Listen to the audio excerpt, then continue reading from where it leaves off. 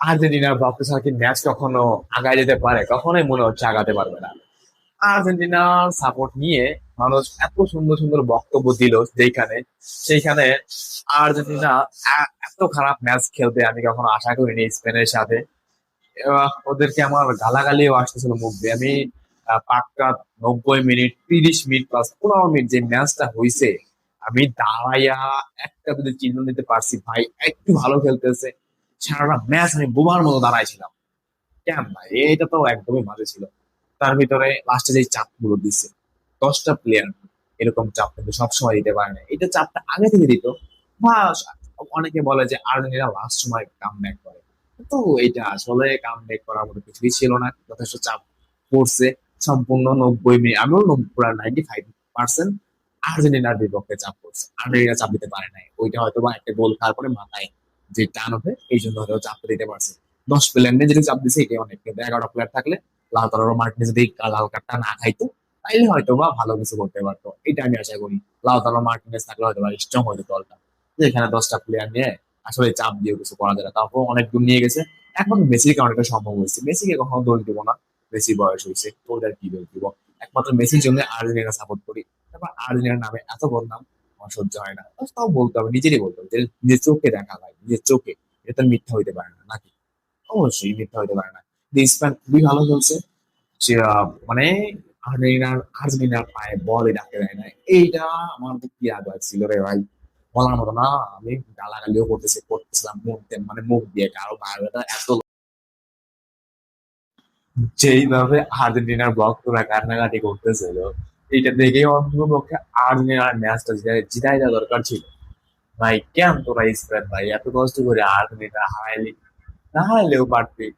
এই কান্নাকাটি দেখে তো আমারই মন ভাই ভেঙে যেতেছিল, যে আমি আর্জেন্টিনার সাপোর্টার হইয়া আমি কেন কানতে পারলাম না। ম্যাচটা এত দুর্ভাগ্যজনক, এত খারাপ খেলছে আর্জেন্টিনা, যেখানে কান্না তো দূরের কথা, হাসি আসতেছিল শুধু আমার, বিশ্বাস ভাই, হাসি আসতেছিল। সারাটা ম্যাচে কোনো দৌড়াদৌড়ি নাই, কোনো কিছু নাই, খালি চাপ খাইতেইছে, চাপ খাইতেই আছে। বল যাও পায়, তাও আবার আয়োজনের পায়ে দিয়ে চলে যায়। মানে স্পেনের পায়ে 90 minute plus, 30 minute plus 15 minute খেলা হইল যে মনে হচ্ছিল কি 95% বলই ওদের হাতেই ছিল। তাইলে এই খেলায় লাভটা কি হয়েছে ভাই? এত বড় দল এত কিছু কইরা উঠলো এত ফাইনালে, কত মানে জনগণ তাদের সাপোর্টার, এইটা কি তারা বুঝবো না? একটু ভালো করে খেললে কি এমন হয়ে যেত ভাই? এইটা দেখে আমার যে কি গালাগালি আসছিল মুখ দিয়া। আর্জেন্টিনা এত যে মানে আমি সাপোর্ট করে দেওয়া কি বোকাটা হয়েছে এরকম মনে হচ্ছিল আমার কাছে। মেসি একমাত্র, মেসি তো বলই পায় নাই, কি বলবো ওরে, ওকে কিছু বলার নেই। বাকি প্লেয়ার গুলো মানে হাত পা মনে হচ্ছে কাঁপছিল, ওদের হাত পা কাঁপতেছিল। যে খেলবে, খেলার উদ্দেশ্য নিয়ে মানুষ যে খেলে, নাকি মাঠে নামছে, নাকি দেখতে মাঠে নামছে, তো এটাই বুঝতেছিলাম না। আমার ফাইনাল খেলাটা সব থেকে বাজে লাগছিল, এত বাজে খেলা। কেমনে খেলে মানুষ? আর্জেন্টিনার পক্ষ আমি এটা কখনো আশা করিনি। যাই হোক, তারপর ম্যাচটা হেরে গেছে। আর দর্শকের কান্নাকাটি ভাই, আমার নিজের বোন, না দবা দবা থাক, ওইটা না বলি। পাশের বোন টোন কত, মানে আরো মনে হচ্ছে কি ও নিজেরা খেলতেছিল, এরকম একটা অবস্থা। নিজেরা খেলতেছে, নিজেরা নিজেরা হেরে গেছে, নিজের দেশে হেরে গেছে। এত আবেগী কান্না, কি রে ভাই, এত কান্না করে থেকে আছে এটা বুঝি না। কিন্তু স্পেন শেষ মুহূর্ত জিতছে, স্পেনের জিতারই কথা। ওরা যত ভালো খেলছে, এটা আর্জেন্টিনার পক্ষে কখনো জেতা সম্ভব না। মানতাম হাড্ডাহাড্ডি একটা খেলা হয়তো, তাও মনে বুঝতে পারতাম যে নিজের একটা দল সাপোর্ট করছে, যেটা হাড্ডাহাড্ডি খেলা হয়েছে। ওইখানে কোনো হাড্ডাহাড্ডি খেলা নেই, মনে হচ্ছিল গাই বাসে যেরকম খেলে না এরকম খেলাটা হয়েছে। এখন বলে না যে আমি সাপোর্ট করি, তো আমি এইভাবে কেন বলতেছি। সত্যি কথা যেটা ভাই, গাই বাসের মতো খেলা হয়েছে সারাটা ম্যাচ। স্পেনের কাছে, প্লেয়ারের কাছে বল, আর এরা না পারলো বল ছিনাইতে। শেষ সময় যে চাপটা দিছে ভাই, শেষ সময় চাপটা মারাত্মক ছিল। ওই খেলা দেখে হয়তো মনে ভালো লাগছে যে শেষ সময় চাপটা ভালো খেলছে। ওরকম প্রথম থেকে ট্যাকেল দিয়ে খেলতো, যে কেউ হাত পা কাঁপতেছিলাম তাই বুঝতেছিলাম না। প্রথম তো 11টা প্লেয়ার ছিল। এরপর সময় লাউতারো মার্টিনেজ লাল কার্ড খেয়ে উঠে গেল, 11টা হয়ে গেছে, ঠিক আছে ওকে।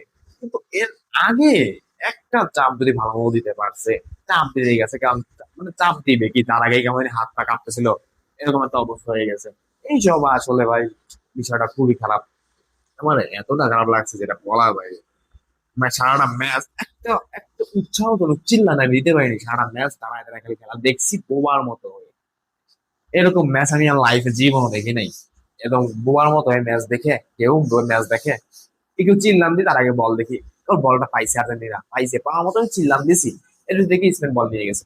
কি রে ভাই, একটা মিনিট আমার বল পায়ে রাখে, একটু চাপ দেওয়ার সিস্টেম করতে চাইয়াও কিন্তু লাস্ট সময় খুবই আবেগে একটা ধাক্কা লাগছিল, যেটা বলার বাইরে। আমি না বললেই নয়।